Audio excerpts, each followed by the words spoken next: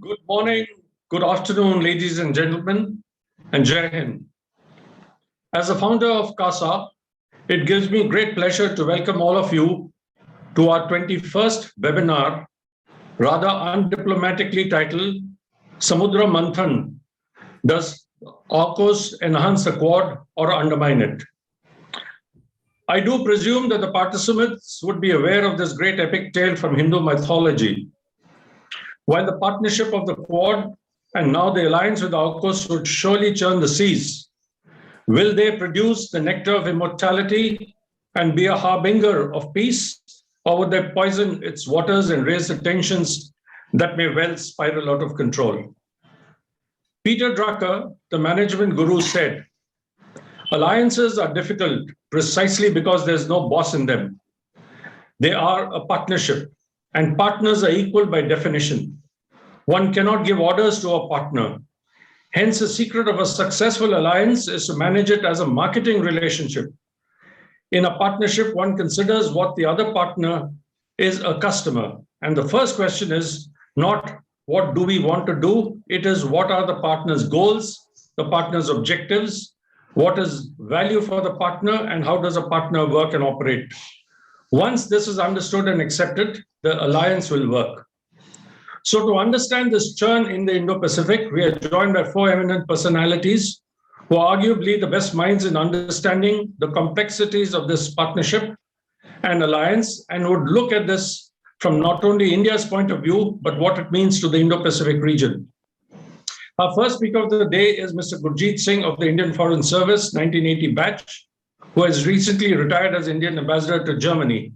He's also been ambassador to Indonesia, the ASEAN, Timor-Leste, Ethiopia, and Djibouti. He has been a representative of India to the European Union, UNECA, and IGAD. He's also a deputy permanent representative of India to the UNEP and the UN Habitat. Currently, he is honorary professor of international relations studies at IIT Indore. Mr. Gurjeet Singh finished his schooling at Mayo College, Ajmer, and is a postgraduate of St. Xavier's College, Calcutta. He's a postgraduate in international studies from the School of International Studies, JNU. Welcome, Mr. Gurjeet Singh, and we look forward to hearing from you on this important subject. Our next speaker is Professor John Blaxland, who's a professor of international security and intelligence studies and former head of Strategic and Defense Studies Center at the Australian National University. He holds a PhD in war studies. He's an MA in history and a BA honors too. He's a graduate of the Royal Thai Army Command and Staff College and the Royal Military College, Canberra. He's had extensive experience as an intelligence officer and has held important posts in the Australian government. He's a reputed military historian too. Welcome, Professor, to our CASA webinar, and we look forward to hearing your views from down under. Thank you, General. Our third speaker of the evening is Vice Admiral Pradeep Johan, who is the Director General of the National Maritime Foundation. As a maritime practitioner, his experience stems from a 4-decade-long distinguished career in the executive branch of the Indian Navy. This includes a stint in the Antarctica, a 3-year deputation to the government of Mauritius, where he set up and commanded the Mauritius National Coast Guard, and 4 command appointments, including Principal Director of Naval Operations and command of the Indian Navy's sole aircraft carrier of the period at the INS Virat. He has been Chief of Staff of Western Naval Command and was, in his last naval appointment before retirement, the Commandant of the Indian Naval Academy at Erimala. Admiral Johan is on the visiting faculty of the Higher Command Defense establishments of all 3 services. He has been advising the Indian government through his interaction with the integrated headquarters of the Ministry of Defense Navy, the Ministry of External Affairs, and the National Security Council Secretariat. He's been commended 3 times by the President of India for sustained distinguished service. The Admiral is a prolific writer on maritime and strategic issues and has published over 95 articles. Welcome, Admiral Johan, and we look forward to hearing your views. Our moderator for this discussion is Vice Admiral Anil Chopra, who was a former Commander-in-Chief of both the operational commands of the Indian Navy, the Western Naval Command and the Eastern Naval Command. He was also the former Director General of the Indian Coast Guard. He's commanded the Western Fleet, and like Admiral Johan, commanded the aircraft carrier INS Virat. As Assistant Chief of Naval Staff Policy and Plans, earlier as Principal Director Naval Plans, he was extensively associated with the Navy's long-term force structure and financial planning. As member of the Apex Defense Acquisition Council for 3 years, he was involved in the ongoing evolution of the defense procurement procedure. He was also a member of the National Security Advisory Board and has been a senior fellow at the Atlantic Council of the US. Without further ado, I hand over to Admiral Chopra. Thank you, Admiral Chopra, for agreeing to conduct this webinar. Over to you. Thank you, General. Greetings to everybody out there in cyberspace.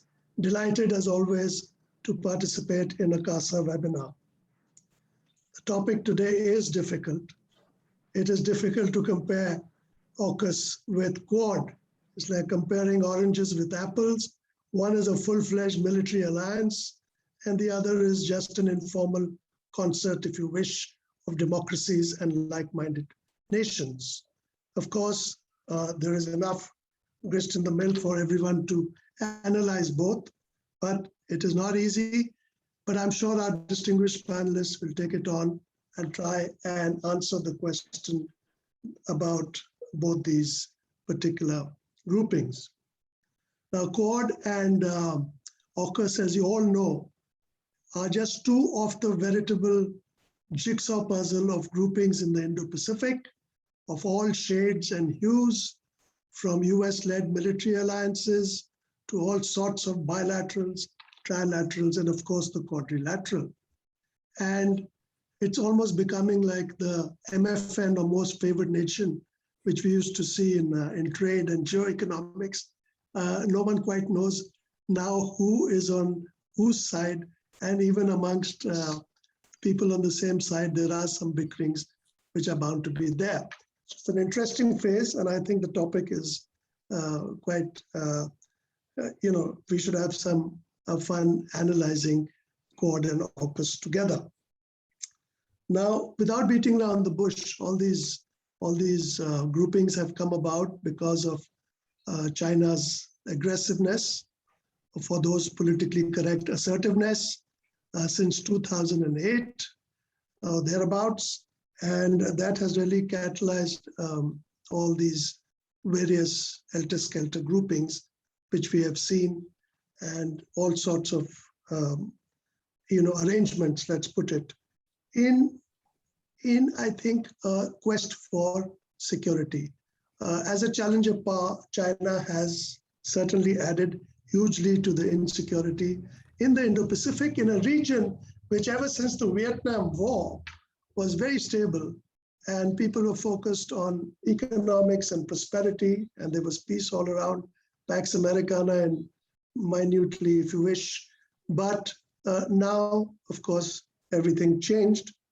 And the Chinese challenge has led to this overall feeling of insecurity for everybody, which has led to capacity building of the militaries, and a pushback against China, of course, but also a herding together, which is natural under these circumstances. And I think Quad and AUKUS in specific is certainly a response to China, unlike earlier alliances like the US has with Japan or with Korea, South Korea, which were a fallout of post-war alliances after World War II and the Korean War. Now, because of this insecurity, I think there's the typical Westphalian sort of urge to find a balance of power amongst nations. And what we are seeing today is fine-tuning of this balance of power. For those of us interested in history, the parallels of what happened in Europe when Napoleon got very aggressive, and the scrambling for various herdings and groupings.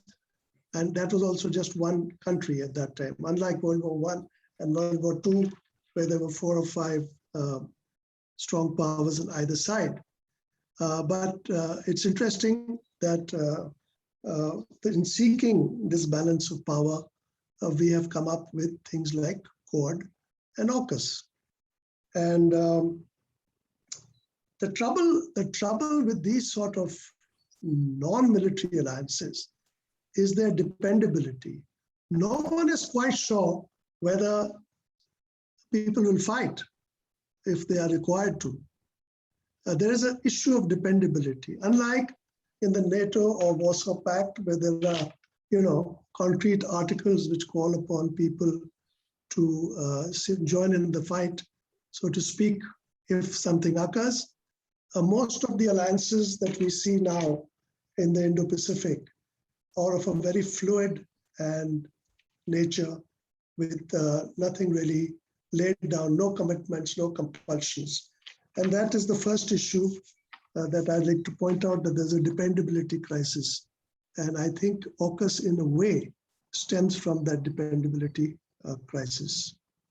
The second issue, which is there against the backdrop against which we must listen to these gentlemen, is this uncertainty which has come about because nobody is sure about the trajectories of the United States or China, the two principal players in the region. The United States, there are issues about its commitment. It's a paramount power, but by no stretch is it a hegemon in this region, a word used very loosely. Hegemon is someone who can just give a diktat and things are done, like the Roman Empire. But here, the US is paramount. It is not a hegemon. China, no one is even sure whether it's a great power just yet. But the US in recent years were more focused on West Asia. And during the Obama years, there was certainly a drift in the Indo-Pacific, which allowed the Chinese to build their wall of sand in the South China Sea.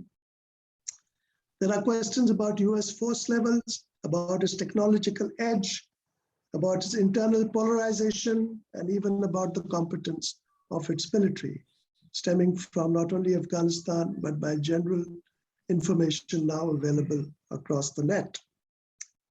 China, of course, has succeeded in its economy in the South China Sea and in its access area denial strategy. It's more or less created that cocoon it wanted in the South China Sea. And that's why AUKUS, as I'll come to, is very important. But where is China's trajectory? I think finally the narrative is fraying. The Chinese economy is questionable. And besides, China has already had very little soft power, and that is now being further diluted by COVID. And people are not really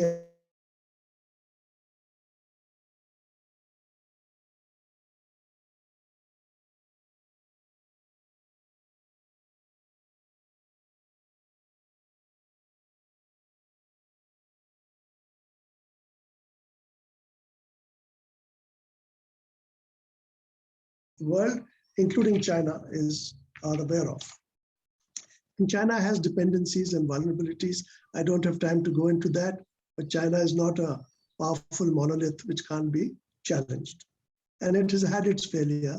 The BRI, in my view, is a bit of a failure already. And it has huge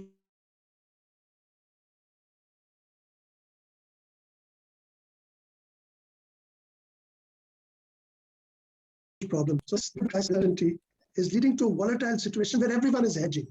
Everyone is hedging between the US and China to various degrees. Australia, with AUKUS, has in a way quit hedging. And therefore, I think it might be interesting to listen to the professor, because certainly despite dissent in Australia, the very fact that it has gone into a clearly military alliance with the UK and the United States is a movement away from the strategic ambiguity and hedging which most powers seem to adopt in situations such as this. Now, before I hand over to the speakers, very quick recap of both Quad and AUKUS so that we have the framework within which they talk, and therefore they won't have to repeat some of the issues like this. Quad has had more or less three versions. Version 1.0 in 2007 phased out very fast. There were policy reversals in Australia, in Japan and India, and the US got into its frequent election frenzy, and then Obama just let it slide. And China then became very dominant in the South China Sea with new geographies. Trump's Quad was 2.0. He revived it in 2017. A lot of energy, a lot of calling out of China, Indo-Pac, come on, out of TPP, a lot of push given to meetings at various levels, and he certainly brought back a lot of energy into Quad. And Quad started getting more interoperable. Malabar started becoming more frequent.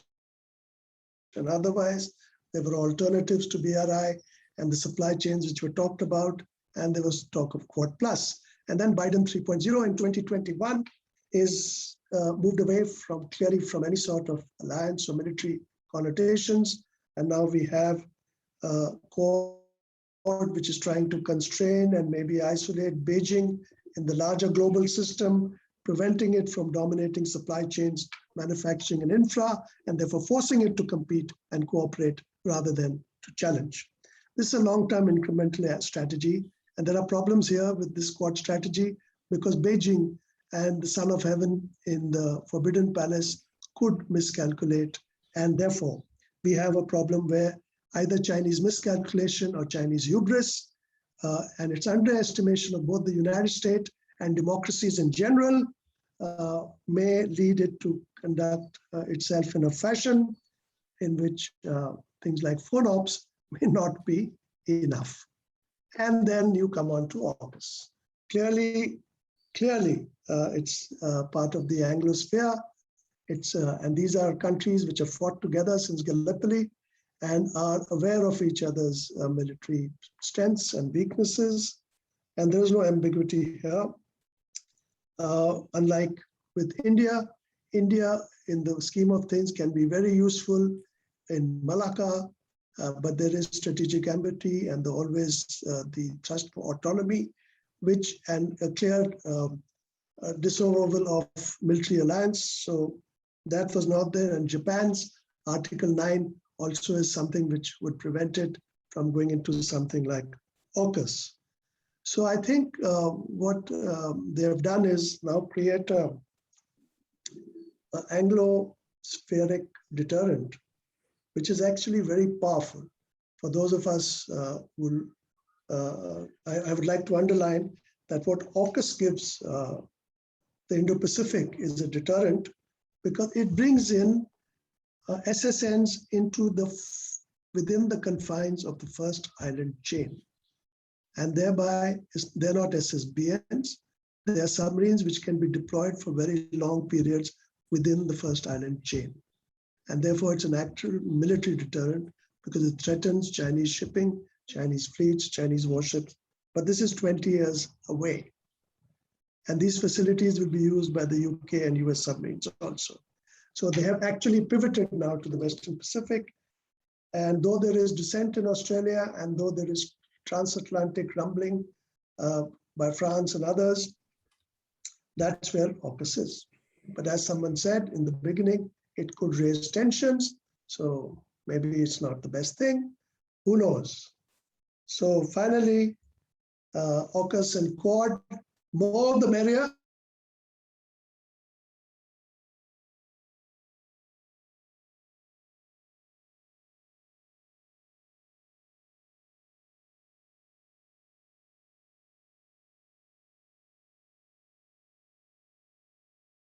Mahadevan for inviting me to this rather eminent panel. So after digging up the pitch, you sent me as opening batsman. Now, I don't personally think that the situation is as confusing as it is made out to be.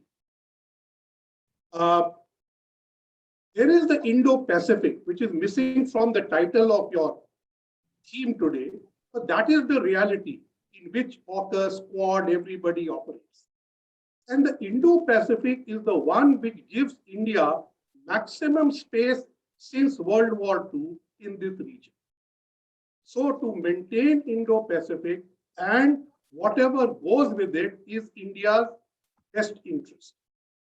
When the concept was called Asia-Pacific, India was on the fringes or not in it. It is only with the East Asia Summit, when it was formed in 2005, that India got a firm root in what was otherwise and still is an ASEAN-centric region. Not only is the region ASEAN-centric, but almost all the organizations there. So the ASEAN +1 dialogue partnerships, the East Asia Summit, ASEAN Regional Forum, ADMM+, the Extended Maritime Forum, and the RCEP are all ASEAN-centric bodies. And everybody in the region, whether it is the Quad members, AUKUS members, or China, pay tribute to ASEAN centrality. So long as there was no power tussle in the region and it was settled, there was no major issue, and the ASEAN way of doing things, which is essentially not a power concept, not a realist concept, but a liberal, value-based, be good concept, prevailed. It is only in 2012 or so when Chinese hegemonistic intent in the South China Sea becomes very visible that ASEAN gets a bit roiled. But it only takes them 5 years to adjust to China than to confront it. In this period of 5 years, from 2012 to 2017, is also the transition from Quad 1.0 to Quad 2.0. Now, it's not exactly congruent, but that's precisely. Now, Quad 1.0 was also a non-power concept. It looked largely at dealing with non-traditional threats, largely HADR. It did not think of confronting anybody except illegal migration, drug runners, piracy, and stuff. So ASEAN was comfortable with that because the Quad members would come to their aid. During the tsunami, countries like Indonesia understood that Australia, which they thought was their closest neighbor, was actually days away, and the Indian fleet from Andaman could reach you in hours. This realization dawned. Now, Quad 2.0 is a power concept, and this unsettles ASEAN. But ASEAN is not a power concept. And they say, oh my God, now what's happening? We are trying to negotiate with the Chinese. And remember, 2017 is when China actually starts discussing the code of conduct with ASEAN as a whole, having evaded it all these years. So as the ASEAN opens code of conduct talks with China, Quad 2.0 is born. And as these talks go on, Admiral, you called it Quad 3.0. I would prefer to call it Quad 2.1, the first summit, Quad 2.2, the second summit, because they are a continuity. Now, the difference between Quad 2.1 and Quad 2.0 and 1 and 2 is that Quad is becoming more and more ASEAN-centric or ASEAN-looking body. They're looking at ASEAN and saying, oh, we value your centrality, which Quad 1.2.0 really didn't bother about. But ASEAN is extremely concerned about Quad despite this homage to its centrality, because they realize that the Quad is not an ASEAN central body or institution or grouping or whatever you wish to call it. We may be disturbed by the lack of institutionalization of the Quad. ASEAN is not disturbed by that lack. They are just worried about the Quad. And they say, oh my God, what is this going to do to us? And how will China react? Now, then as Quad 2.2 is great homage to ASEAN centrality, it is preceded by AUKUS. Now, AUKUS is a pure power concept, whereas Quad 2.2 is trying to separate the power concept of defense collaboration which was the original name of Quad was Quadrilateral Security Dialogue, and leave it as a kind of a plurilateral coordination, whereas Quad 2.2 is focusing on functional, non-realist collaboration, challenging China through functional means like technology, vaccines, and stuff like that, not through military. This is basically pandering to the ASEAN, because we have to understand that all these ideas of the Indo-Pacific are basically to win the hearts and minds of ASEAN and the seas and region around it. That is where the battle needs to be joined. Now, AUKUS comes along and further disturbs this ASEAN neutrality, or what they call strategic autonomy of ASEAN. Now, Indonesia is most missed because Australia is among its best friends, and the US has no real friends, despite the defense secretary and the vice president going to ASEAN countries in August. And the UK is a strange character, trying to come back east of the Suez, but making a determined bid post-Brexit to be relevant in this region. Now, what have they done? They secured a dialogue partnership with ASEAN. They made an application to join the CPTPP, and they sent a carrier battle group to the region, during the visit of which AUKUS is announced. Now, this brings what Admiral called the Anglophone.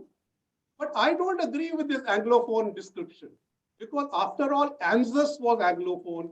The Five Eyes is still Anglophone. I don't buy this Anglophone view. The problem in this is that it left the French out, and that is what says, oh, these guys are Anglophone. Now, leaving the French out was a clumsy action. The French are complaining about the submarine deal, but the French did almost the same thing to the Germans and the Koreans when they secured the Australian submarine deal. I was ambassador in Germany at that time. I now know how unhappy they were that the friendly French had turned unfriendly. So when you're making military deals, it is the same everywhere. So let's not get confused about strategy. Now, let me come quickly to what I think are the advantages or disadvantages of having both Quad and AUKUS. As Quad has separated the military aspects under Quad 2.2, AUKUS enhances the security aspects, and therefore I welcome it. It will involve two Quad partners along with the UK into having a technology upgrade, which you have explained very well, Admiral.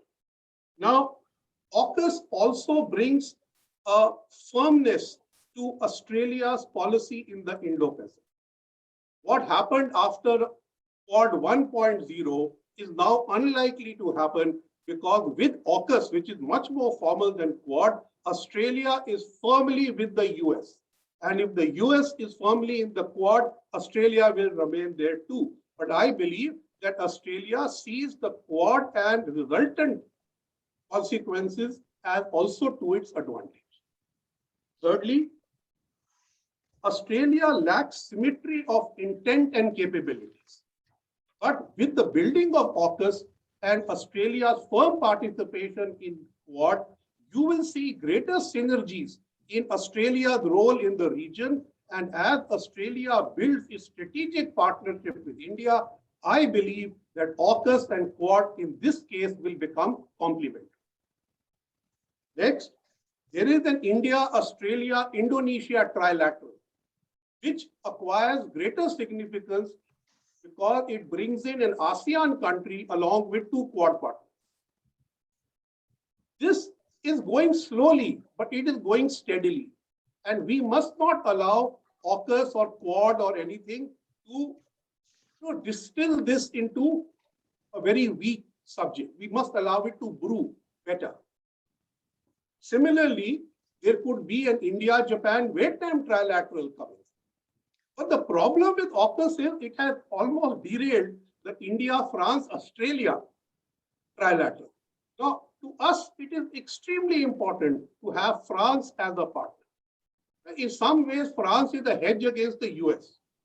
In many ways, France is a more dependable partner than the US, particularly in the UN Security Council. They have become the go-to partner for us after the Russians have become Chinese poodles. Now, the problem with France is that they don't have any ideology, and they want you as a secure market for their defense products, as do the US. Now, somewhere down the line, this friction is going to come, and India will need to manage both our critical engagement with France and the Quad. We don't want to do an AUKUS on France. We can't afford to. But we need to understand, and others need to understand, that France is very important. You see, even NSA is in France right now, having important discussions, and France will remain a critical Indo-Pacific partner. Its presence is much more than the UK. And therefore, I believe we need to settle the Australia-French divisiveness so that we can revive the India-Australia-France trilateral. I still have time? Or you want me to stop? I was just going to interrupt to a request if I'm you going could to wrap stop up. there. No, it was fantastic. Please go ahead. You could wrap up in a minute. Well, I think that the crux of the issue is ASEAN centrality. These people are very conscious that China is the power in the region. And for all intents and purposes, the Quad and AUKUS are emerging because, as Admiral said, of Chinese hegemonistic intent and aggressiveness. Japan has a problem, the South Pacific has a problem, there's a Taiwan problem, India has a problem, the entire South China Sea is a problem, East China Sea is a problem. So China has roiled the waters much more than the Ring of Fire of the Pacific could ever do. You could resolve that with the humanitarian assistance and disaster relief. But to deal with China, you will need much more intent and cohesive strategic policy coordination. Thank you. Thank you. Thank you, Ambassador. And since you wound up by saying ASEAN as the crux of this, I'm going to take you up on that.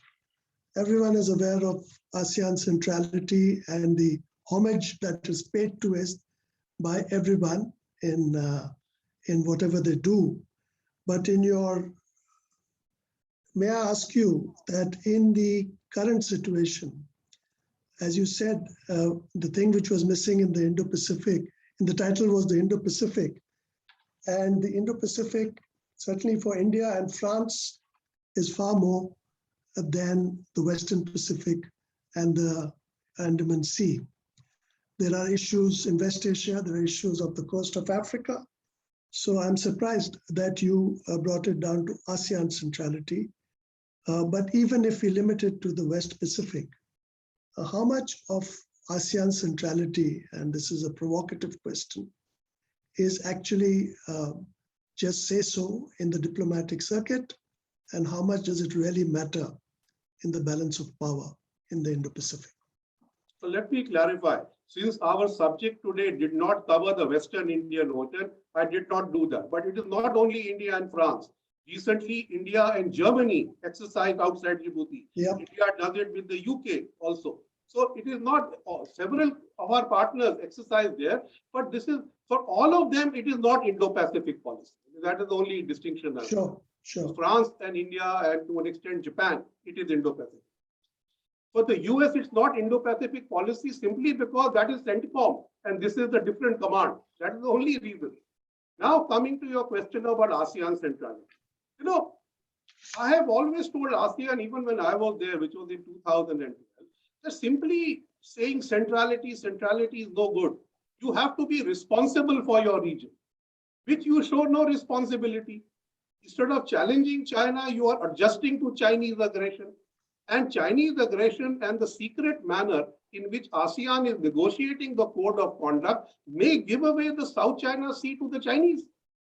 If the Chinese succeed in having no operation of UNCLOS, no operation of third parties and stuff like that, which they demanded of ASEAN, it is something that will bother all of us of the Quad and beyond. Secondly, ASEAN keeps talking about UNCLOS and they keep asking us to talk about UNCLOS. But the Chinese don't talk about UNCLOS to the ASEAN. So ASEAN responsibility for their centrality has to be a phase which must come, without which ASEAN centrality will remain a simple thought. As I said, it will be there, but it is not a realist concept. So therefore, it will become an impediment to its friends to confront China. Thank you. With that, let me move on to Professor Blaxland. And floor is yours, Professor. Many questions for you, I'm sure, from everyone. Admiral, thank you for your very warm welcome. And may I say, it's a real challenge for me to follow up Ambassador Singh's profound remarks. He really did articulate the argument about whether or not AUKUS undermines the Quad or enhances it remarkably well. I would like to pick up one point from him before I go on to make my remarks. And firstly, he made the observation about AUKUS disturbing ASEAN strategic autonomy. And I think that's a very important observation, and the centrality and the sense of autonomy of ASEAN. My sense is that Australia, India, and others have for a long time gone along when we have not rocked the boat. We have let ASEAN continue with its rhetorical ambiguity. But I think ASEAN has become unsettled. Parts of ASEAN have become unsettled by Australia taking a stand. And it's perhaps a stand that ASEAN should have taken earlier over the UN Convention on the Law of the Sea, over the Code of Conduct negotiations, and over the Arbitral Tribunal ruling of 2016. So the unwillingness of ASEAN to speak with one voice, or even with the majority voice, in support of international principles that would have reasserted ASEAN centrality, has, I think, strongly contributed to the incentives for countries like Australia and India to find alternative mechanisms, not to replace, but to complement ASEAN, because Australia remains a strong supporter of ASEAN, but we recognise its limitations and also do not wish to be constrained by those very limitations in the pursuit of our national interests.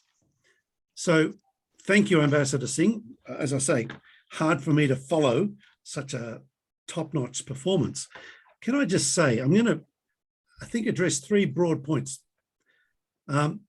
Firstly, I want to address what is the AUKUS, what is Quad, and so what from an Australian perspective. And I think that will hopefully help explain whether my view on whether AUKUS undermines the Quad or enhances it.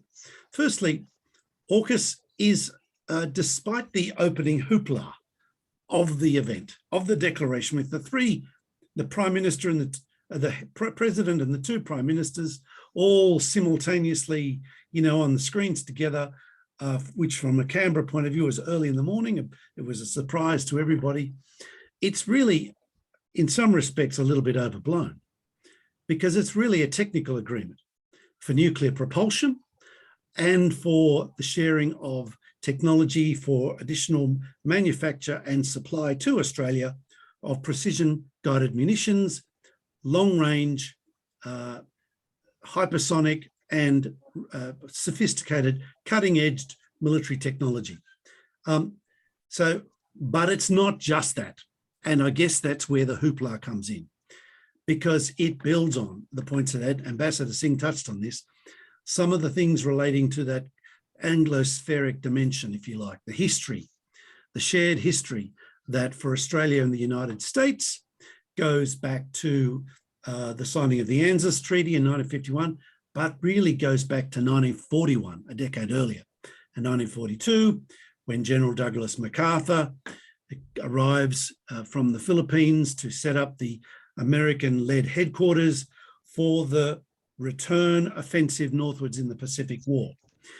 This is the start of a completely different relationship Australia has with the United States and that Australia has with Britain. After the war, the five-power defence arrangement provides an ongoing tie with the United Kingdom that with which Australia has no formal alliance. There's no security guarantee between Australia and the United Kingdom.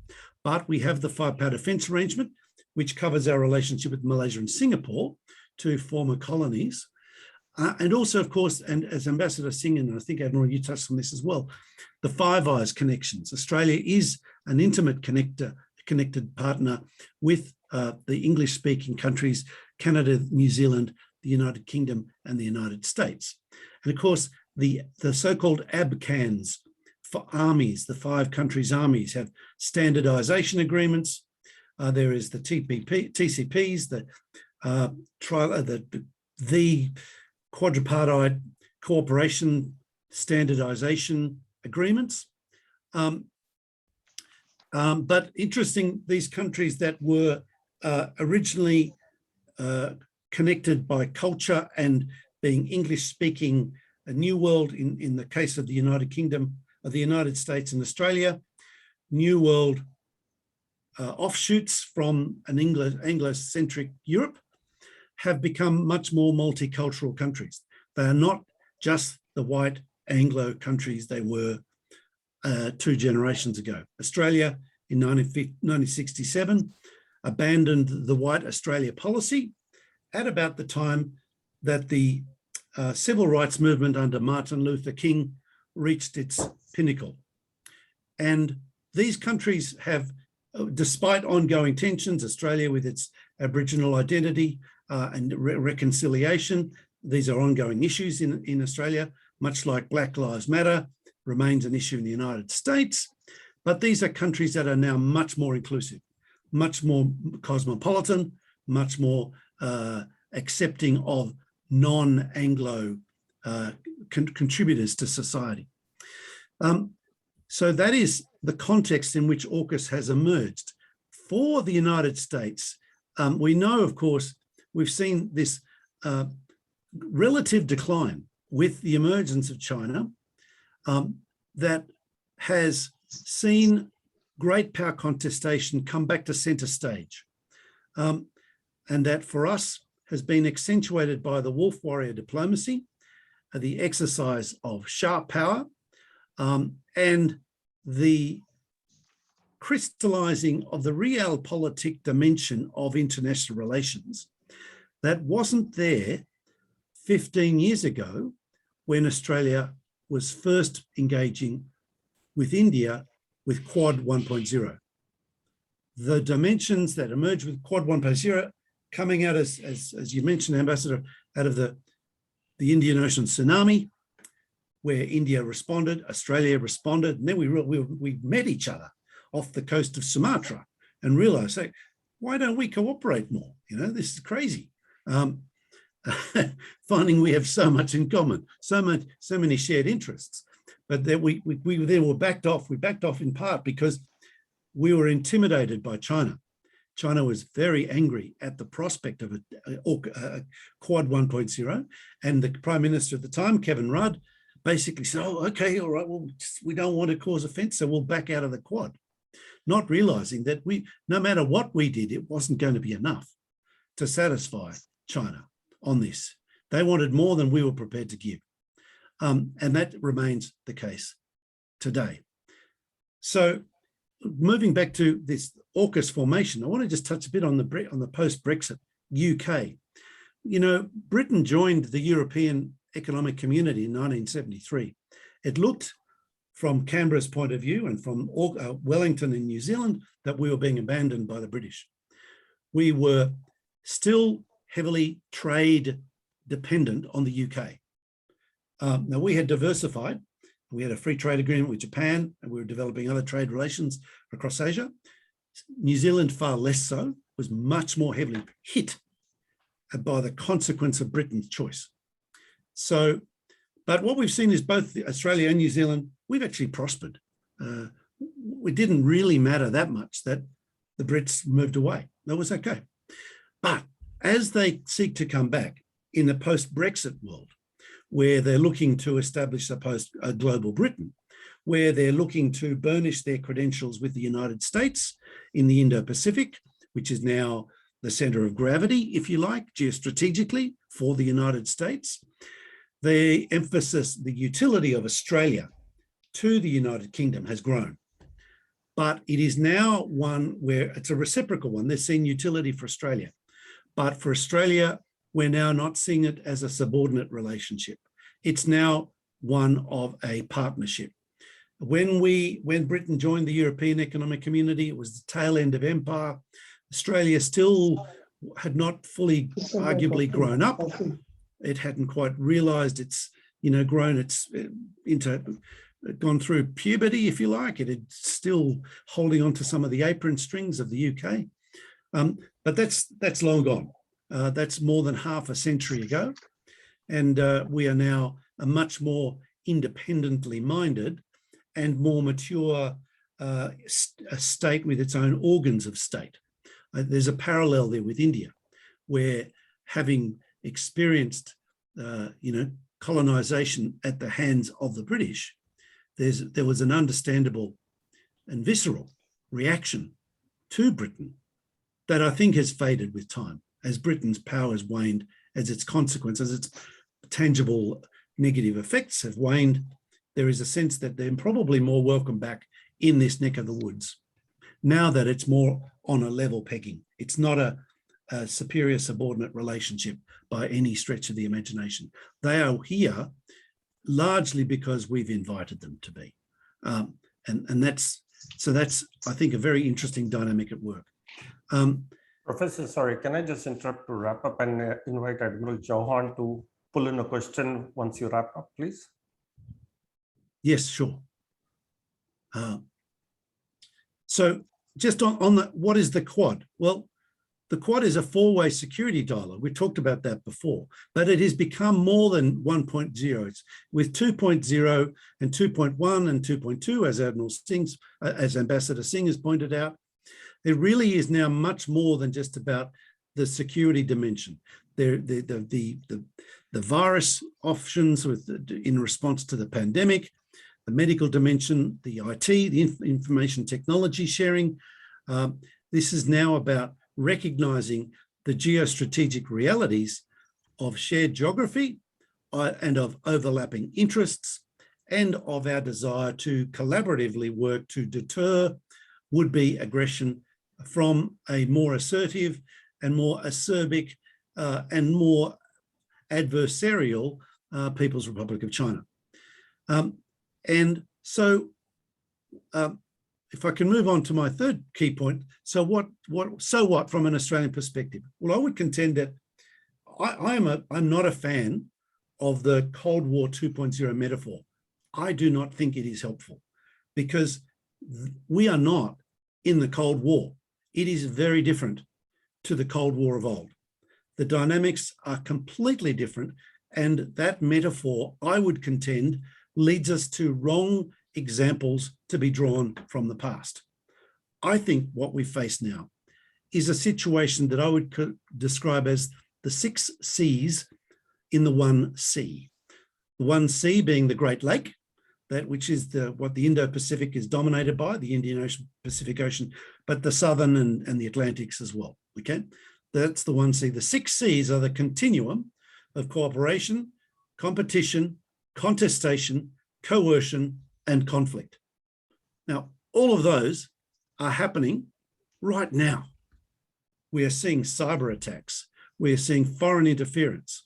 We are seeing assaults on the line of actual control in the Himalayas. We're seeing aggressive action in the Natuna Sea, affecting Indonesia, across the so-called 9-dash line, across Taiwan, the Taiwan Strait, with the Senkaku or Diaoyu Islands, and etc. There's a lot of contestation and bordering on conflict happening already. including what people are calling grey zone operations, cyber operations. A lot of this is in relation to responding to the rise of China. I would contend that not all of this is negative. And there are some critics of AUKUS and of the Quad that see this as in a zero sum, this is what hawks are saying, you're feeding the war agenda. I don't buy that. I find that a completely unhelpful way of looking at this. I see competition as healthy. I see contestation as not unhealthy, because this is way better than going kinetic. This is way better than crossing that threshold into actual overt war. And it is also, I believe, very helpful if we are to deter China from crossing that threshold itself. What would stop China from taking Taiwan, and once having taken Taiwan, make demands of Japan, make demands of the Philippines, and then make demands of the Andamans and of Australia's territories and beyond? Where do you draw the line? If we do not seek to deter, I would contend, and I think the evidence is mounting, that China will exploit the weakness.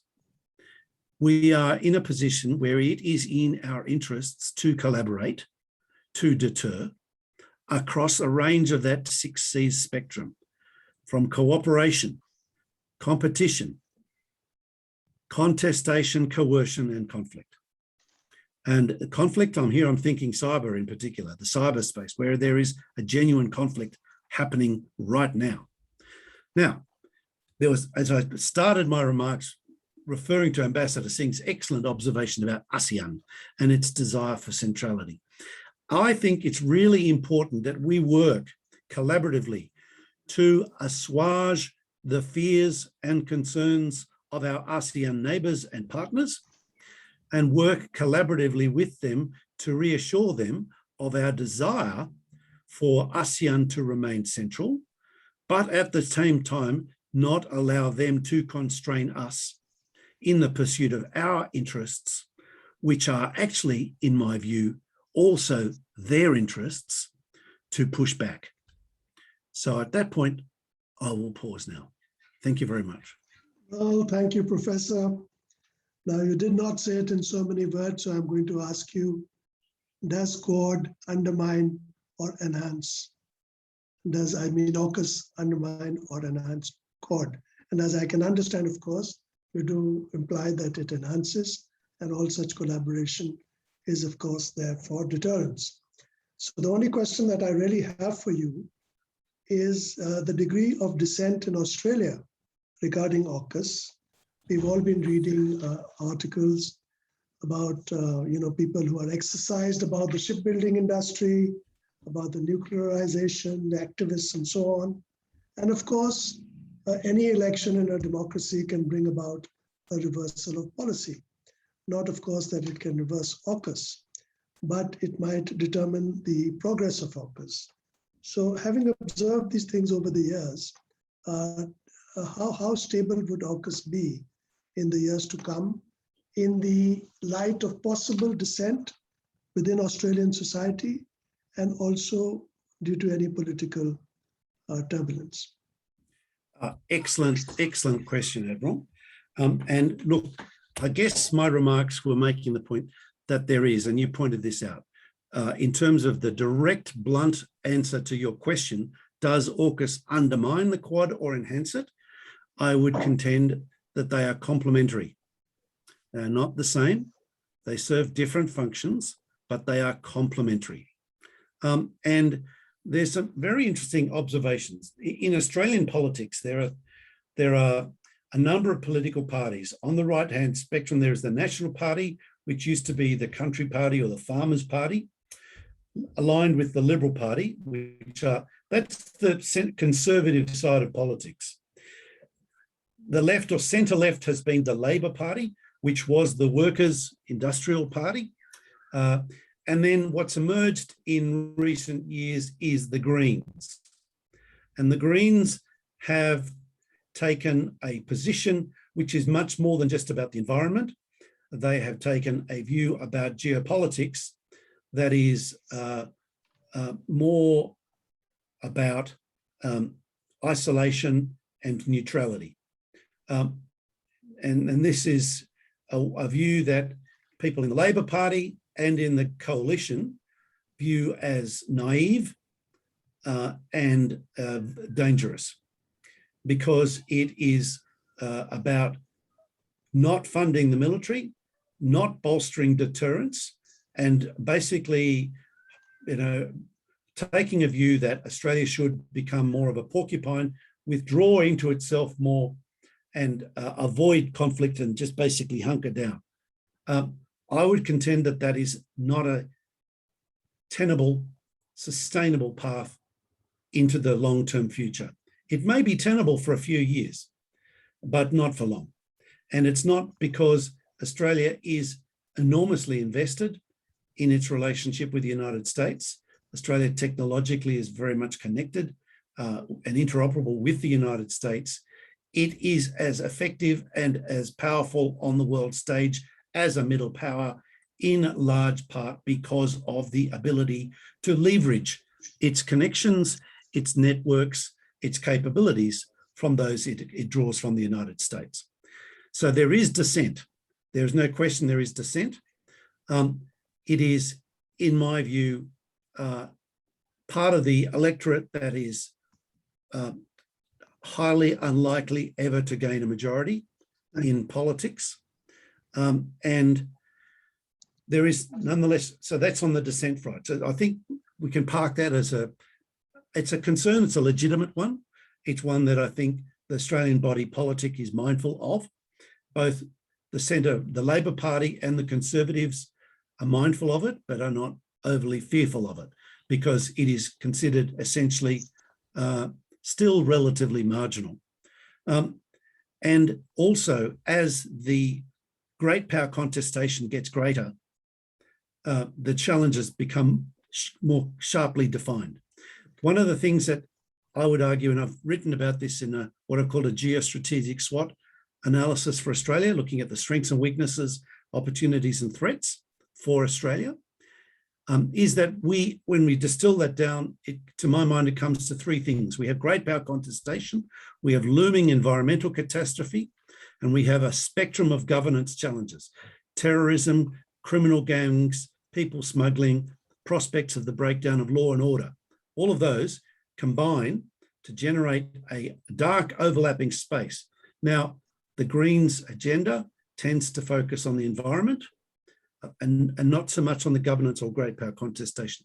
My sense is most of the Australian public get that it's all three. It's not one or the other or the other. All three are engaged. Professor. I'll have to stop you there in the interest of time, but thank you for that response. And with that, let me hand over to my friend Johan and what he has to say today. All yours, Admiral Johan. Thank you very much. Thank you, Chops. Thank you, Ambassador. Thank you, Professor Blaxland. And of course, thank you to CASA. I think I'm going to be playing a bit of an outlier, and I also wanted to address this particular topic head on. Before we can do that, and without taking anything away from the comments of my illustrious predecessors, I want to ask a simple question of everybody. What exactly do you mean by security? And if you're muddled about this, and if you're in a position where you've taken an IR stand, you're a realist, and then you have mildly disguised derision for other schools of international relations, then I think that we are going to end up with bias predisposing our argument. So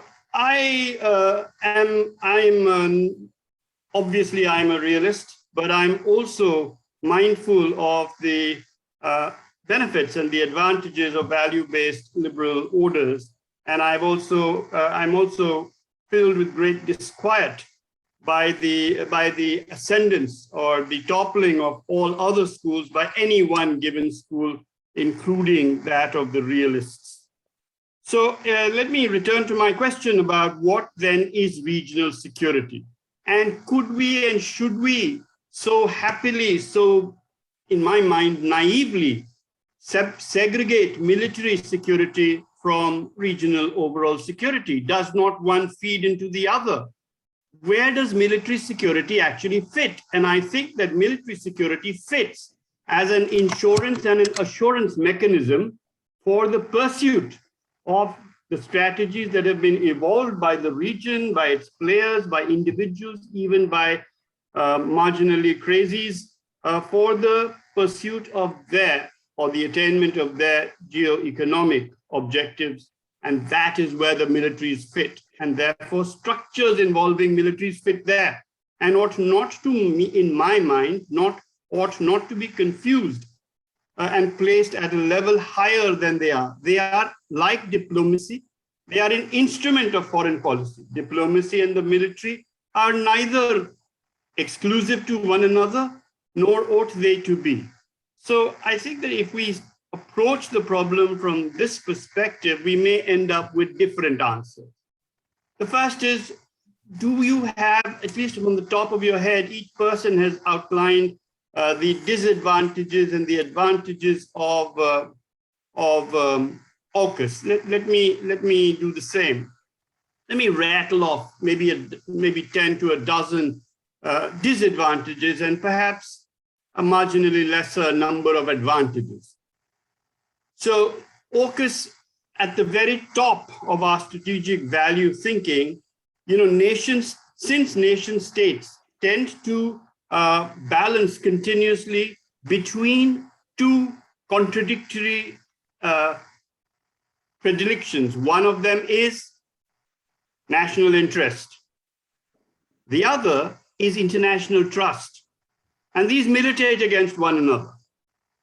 And very frequently, we end up at a given point in time, often pontificating about what ASEAN ought to or ought not to do, completely divorcing ourselves from the reality of what we ourselves may or may not have done at a point when it was necessary for us to confront or to follow the dictum that the only condition for the triumph of evil is for good men to do nothing.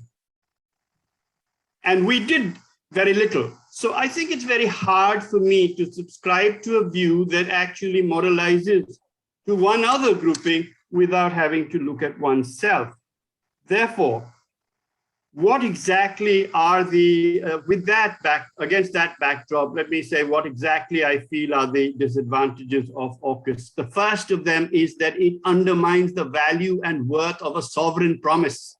The fact that France did the same thing to Germany, or that Australia has done what it has to France, it's neither here nor there. We're not into the fallacy of, you did it and therefore I can do it. So Hugh Quaker, if I'm not wrong, is the actual fallacy, but that's not relevant. What is relevant is that you are seeking, this creation has sought to undermine the value, the worth, and the credibility of one sovereign promise to another. And it doesn't matter what the promise was and who won or who lost. When sovereign promises are violated on the basis of national interest, and that too military national interest, and that too dubious military national interest, then I think that we have something to think about. The second is that the AUKUS causes fractures and has caused a fracture in the companionship of democracies, if I might borrow a term or two from literature. The third is that it rebuffs the European Union without any real reason or without any real gain, and it diminishes the relevance of both the E3 groupings, that is the old E3 grouping involving the UK when it was a member of the EU, and France and Germany, and the new E3 UK where the UK is replaced by Italy. It diminishes the Quad by marginalizing and removing India and Japan from centrality. It offers Australia no tangible military benefit for at least a period of 2 decades. And that too, I think, is highly optimistic, because having been a long time admirer of the Australian industry and the Australian approach, I'm also a long time, a person who's for long been dismayed by the direction that Australia has often taken in this regard in terms of building its capacities and its capabilities. So I think that Australia is going to be ending up with no submarines whatsoever. It forces a binary. It forces a binary between China and the USA completely, once again, unnecessarily. It alienates France. Everybody has said that that's not a good thing, and I'd like to emphasize that. It weakens plurilateral structures that are already existing, such as the IONS and the WPNS and the ADMM plus, instead of strengthening them. It is just seductive in the fact that anytime you create a new thing, it looks like a great idea. And then you go over and then some other bozos who are now 11 and 12 years old will come onto these sorts of panels as we are, and then probably drag our thoughts over the coals and drag us over the coals, and quite justifiably, I might say. It seriously fractures the India, France, Australia trilateral. The ambassador has already made mention of it, but he also emphasized the fact that the India, Australia, Indonesia trilateral is buttressed. Yes, but as you say that one is a slow one, it ought to have been a fast one. And that's precisely my point, that for a long period of time, the Indian foreign policy is ignoring and lack of vigor in its dealing with Indonesia is now getting up and biting it in the Netherlands, in the nether regions. So it seriously fractures the India, France, Australia trilateral. It pushes Russia and China closer together, which need not have been done. The UK is by no stretch of imagination either is or is going to be any global power within the 30-year period that we're talking about between this and the submarine. And therefore, India's obsession with getting approval ratings from the UK is baffling to me. And finally, I'd say that, as Professor Blaxland has already mentioned, it diminishes the importance of the Five Eyes grouping of Australia, Canada, New Zealand, the UK, and the USA. What I mean by that is that any grouping that you already created is now pushed into the sidelines by this new boy. And we are now having to deal and talk about the new boy in relation to the whole region. What is the whole region represented by? I think it is represented by the Quad. So what are the advantages of the AUKUS? Well, of course, it sends a strong signal to China. Of course, it could be the embryo of a future military construct for the Indo-Pacific. I deeply disagree that either the Quad or the AUKUS is an alliance. Neither of them is an alliance. The whole concept of alliance is really antediluvian. It should have been left behind with the Cold War constructs that Professor John Blaxland says that we are no longer in. And yet we use the currency of those terms fairly loosely. It signals the USA's intent to remain invested in the region, which is a really good thing. It offers a very strong basis for the India-France bilateral relationship. And therefore, India-France bilateral relationship is being pushed forward. Is that good for India? Yes. Is it good for the Quad? I'm not so sure. Is it good for the region? Well, yes and no, insofar as bilateral relations are good or bad for any region. It offers legitimacy to the UK within the Indo-Pacific, and that's one of its big advantages, to the UK at least. Most important of all, it does free the Quad to concentrate upon those very points of somewhat derisive dismissal that I've been hearing, which is it enables the Quad to concentrate upon integrative regional projects. Let me try and explain this. The only way you will be able to handle China is not by confronting China militarily in either the South China Sea or elsewhere. The only way you'll be able to handle China is for you to knit this region, this Indo-Pacific region, in so tightly that there are no fissures or cracks through which China can make strategic entries.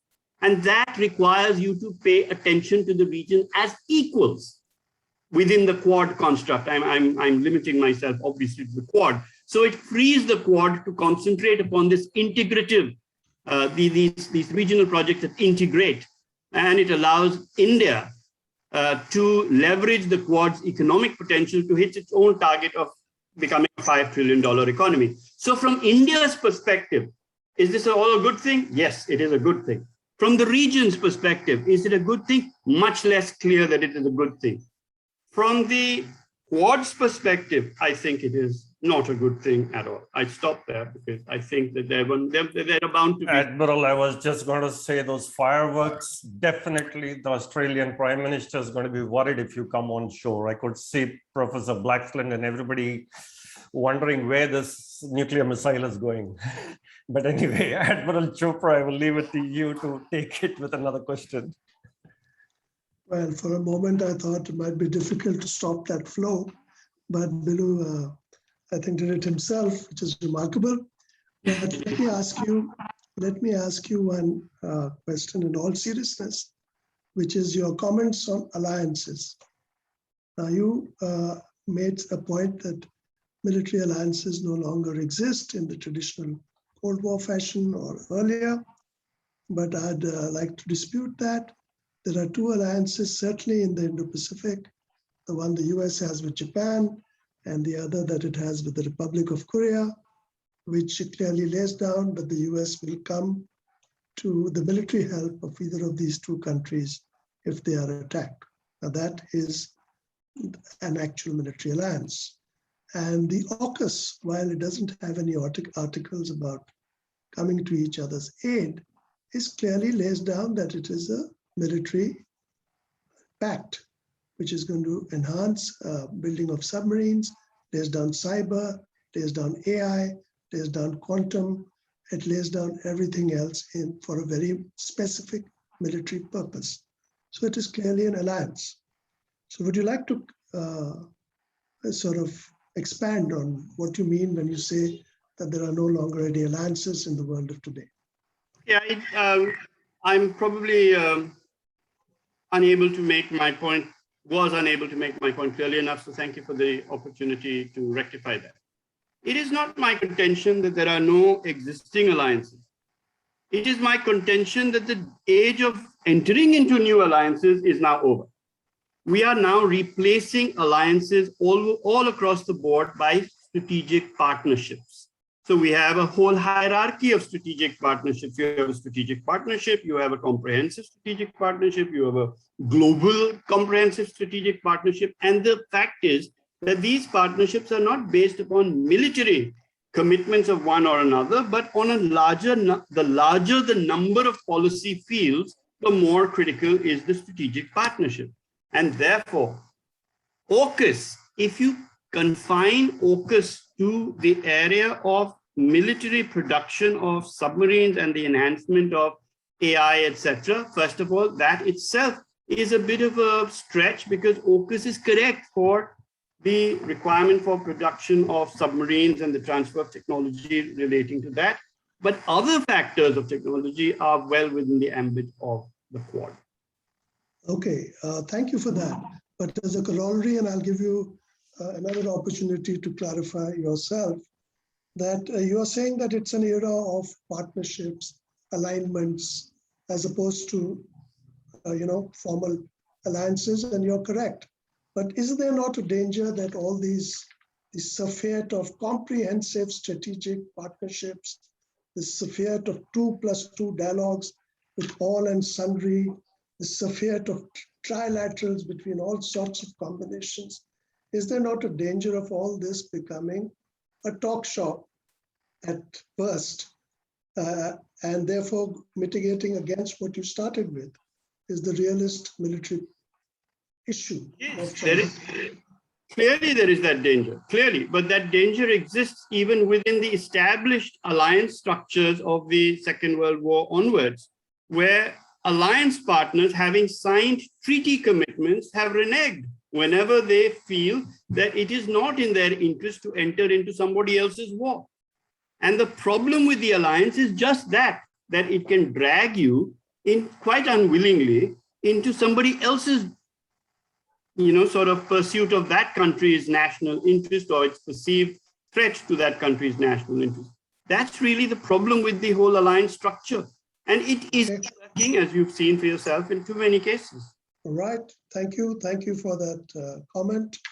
And with that, let me throw the floor open to the audience. There are some questions. in the chat box or in the question answer box. I think the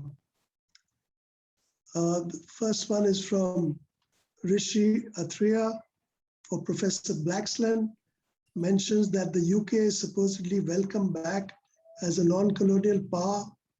The UK is effectively present in the Indo-Pacific only due to the dominions. Australia, along with USA, New Zealand, and France, is part of the Southern Quad. How will AUKUS affect the Southern Quad? For you, Professor. Yes, thank you. And look, I appreciate Admiral Chopra, your question. And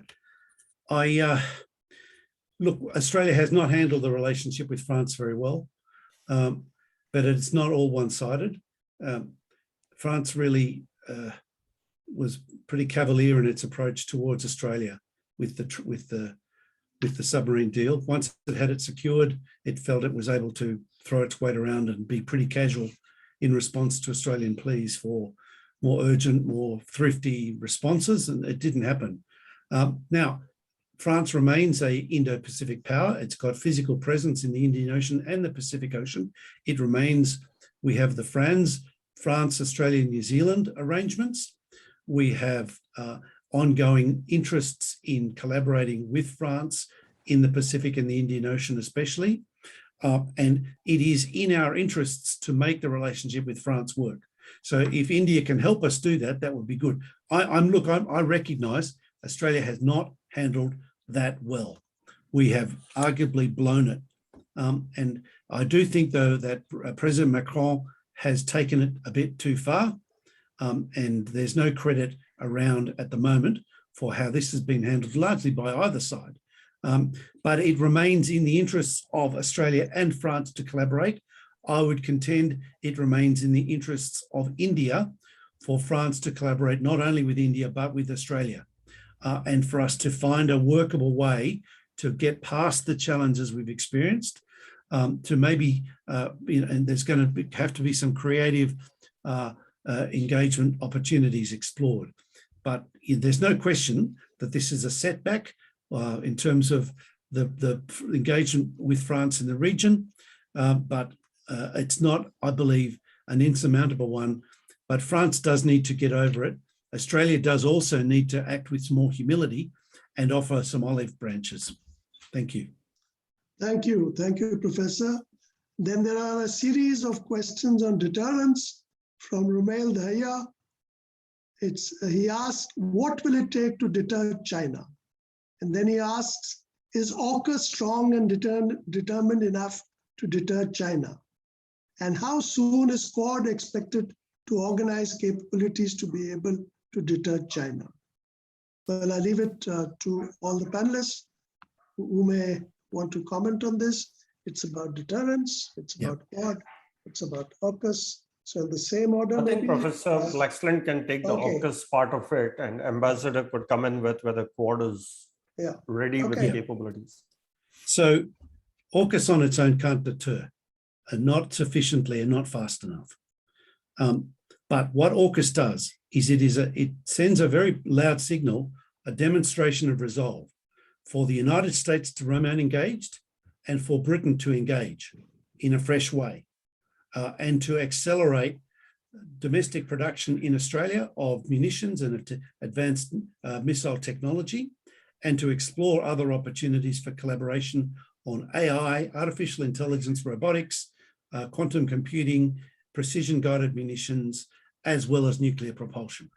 They are all sending a signal to Beijing that what you are doing to us is generating a reaction. And the more you do it, the more we will react. We are not going to back down. We are not, your strategy is backfiring. So if you want to change reaction, change the way you're approaching us. Thanks.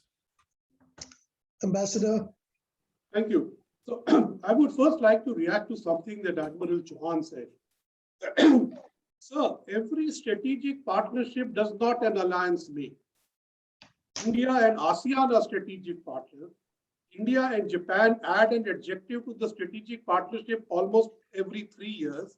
We are not allies. But as Admiral Chopra said, Japan and Korea are allies of the US. Where India is concerned, the word alliance is imperative because in the US system, you become eligible for certain weapons exports if you are classified as an ally. And the term is in that US system. And there is India is classified as I think, a non-NATO ally or something. And that makes us eligible for certain kind of weaponry which other countries are not eligible to. So the word alliance has a different meaning now, which is more perhaps not realist or anything anymore. It is simply a legal way of dealing with partners. Now coming to the issue of how or when Quad will be ready. What Quad is up against is a multitude of issues on which, let us say, ASEAN has been weaned away, and many countries in the region will be weaned away. Since the pandemic began, ASEAN and China are mutually the biggest trading partners. China has huge FDI growing in ASEAN, though it is still number 3, which is growing rapidly. It has a large amount of BRI infrastructure projects. I think the last count, 55 BRI projects in ASEAN countries, still second to Japan, but not for long. So when you are dealing with countries like groupings like ASEAN, you are not dealing only with the military issue. That is why Quad has sort of set it aside. We have to challenge China in every sphere by offering more trade opportunities, more resilient supply chains, more infrastructure, more vaccines, more and better technology to challenge 5G of China. I mean, the battle is much bigger now than only on the seas. And that is why Quad 2.2 has taken this battle to the ASEAN mind and beyond. It would take you about 10 years if you get it all right. The problems come because within the Quad, procurement systems are not the same. If India and Japan decide to do one project, you have so many different procurement systems involved, it's impossible to use government money from both countries to do the same project. There is a Japan, Australia, US trilateral for infrastructure in Southeast Asia. Not taken off except for Papua New Guinea. But there are problems in these. But China has the advantage that BRI overcomes every domestic problem. Whereas Quad will have to first deal with these internal issues, set up complementarity. Now there is the SCRI, Supply Chain Resilience Initiative between Japan, Australia, and India. Now this is going to work, but I still think Australia and India need to work out complementarity. Japan has complementarity with India and Australia. But Australia is today looking at India for economic and beyond for strategic reasons. When it was only for economic reasons, India was not important. So the Quad has taken these collaborative efforts to steps beyond, but I would say you will need a decade to put things in order. Thank you. Yeah, Admiral Johan. Admiral Johan, while you are addressing that point, the next question also would be relevant, where Ravi Bhatia asks, are we not failing to recognize that China sees the so-called strategic ambiguity as a sign of weakness or a lack of real commitment? Over to you, sir. Thank you very much. Let me address the first question about what will it take to deter China. It will take a first-rate navy. That is number one. Does that navy have to fly a single national flag? That is not necessary. But it needs to have credibility in every part. That means if you've got 4 countries in the Quad, they need to concentrate upon their navies. With great and deep respect, I would like to disagree that this is no longer about the seas. This is actually only about the seas. And even the vaccine diplomacies, et cetera, that have been spoken about, the logistic and the supply chain resilience initiatives, these are all either going to be developed around ports and the hinterland that ports serve through port-led development, or they're not going to work. So what is going to deter China in the first instance, as I said, is going to be first-rate navies of China, of India, of Australia, of Japan, and the USA that are committed to this region, and they signal resolve. because finally resolve is what deters. And if deterrence fails, then of course we are into a completely different discussion. Insofar as whether China perceives strategic ambiguity as a weakness, it is not my case that we should not be investing in military power. It is my case that military power is not the only element, that is sea power, is not the only element of maritime power that we should be investing in. We should be investing in manners in which best practices are exchanged and adopted in terms of the carriage of goods. We currently in India have a completely ludicrous situation where we have less than 7% of our exports and imports being carried on Indian flag bottoms. We are therefore stuck with the ramifications of this. Australia is no better, and nor is the USA. Therefore, it provides us with opportunity. And as these opportunities manifest themselves, China will cease to see these as strategic weaknesses and recognize them as strategic strengths, simply because that's how China's structure is. It recognizes things. It doesn't get distracted by the short term or the today factor. Thank you.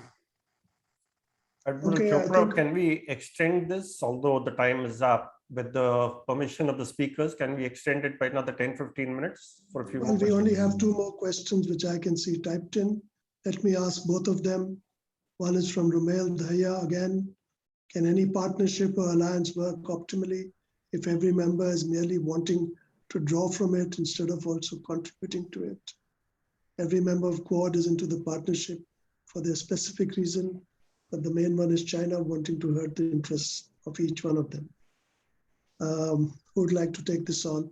I think one of you should take it on, whichever. Would you, Admiral Johan?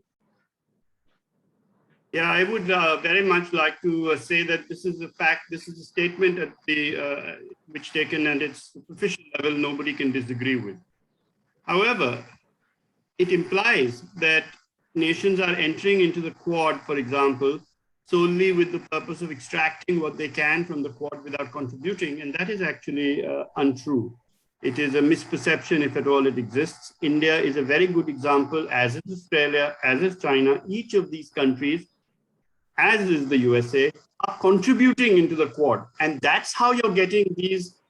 Everybody recognizes the fact that China, for instance, has a BRI that is functioning. I entirely agree with Admiral Chopra's opening comment that the BRI is nowhere near as successful as its spin meisters are making it out to be, that there is significant pushback which is going on as the ramifications of the BRI become more and more evident, and we make them more and more evident, we being those countries that are opposed to a rules-based order where the rules are formulated in Beijing.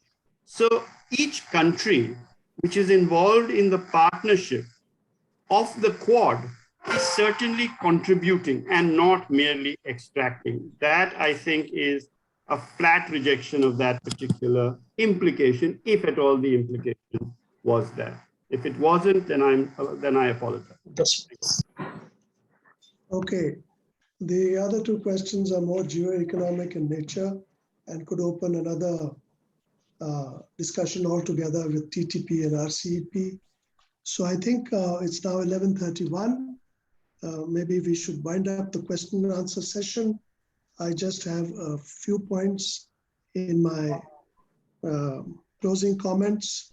And first of all, I think the score is 2.5:1 as far as AUKUS and Quad undermining or enhancing is concerned. 2 of the speakers were clearly of the view that it would enhance the efforts of the Quad. Pradeep Johan was not so sure. He was, felt it was different for different things. But be that as it may, the fact is that Australia has upped the ante in the Indo-Pacific by taking a clear stand. And it is now going to be, that is going to push on ASEAN, maybe also on India, and maybe also on Japan, all of whom have felt Chinese pressure, but have been reluctant to some degree, for good reason, to starkly come out as Australia has. And in India's case, it has taken very strong anti-Chinese stands in both the BRI, the RCEP, the Ladakh frontier. And so India has not been hesitant to take a stand against China, but its articulation has been sort of moderate and for good reason, which all understand. So is it for Japan. But Australia has now come out clearly. I think that point about strategic ambiguity, we could talk about some other day at length. The fact is that a regime such as the authoritarian regime in China does not understand strategic ambiguity, perhaps as well as many of us do. And it could be taken as a form of weakness and may deter, may reduce the level of deterrence. I think there are 2 or 3 other things which I could say at end, but I'd like to say just one, that we are still talking about the middle future, the distant future, taking for granted a Chinese power for granted. And I think that is that we all believe the Chinese narrative. There's nobody who seems to doubt the Chinese narrative, that it will be the world's largest power in 25 to 49. I have very serious doubts about that. Some others do. But therefore, when we talk about the middle future, I think we should pay attention to some of the issues which China may confront in the very near future, including its economic strength. And I think the Chinese future is linked to Xi Jinping's future to a very large degree. And therefore, the Congress in 2022 may be a turning point, which may upend everything in the Indo-Pacific if China reverts to its progress as taken forward by earlier leaders in China. And of course, there are a lot of other pressures on nation states now emanating from a more postmodern sort of climate, and including limits of sovereignty in a world where everything is decided centrally. I'd like to end by just saying the problem, as I see it at least, remains just so, is the dependability of all these alliances, alignments, partnerships, the dependability. And I think everything else apart, I think the US, UK, and Australia feel that AUKUS between the 3 of them is a dependable sort of thing, rather than the many other alliances which are there in this part of the region. And as Bilu said, even alliances, you need not venture into somebody else's war if you so choose not to. So I would also agree that in the very broad sense, perhaps AUKUS enhances or contributes or complements the efforts of Quad in a different direction. And maybe it's best for the Indo-Pacific to get specific in certain areas, at least. With that, thank you, and over to Gautam again. Thank you very much, all the panelists. This has been a most wonderful discussion.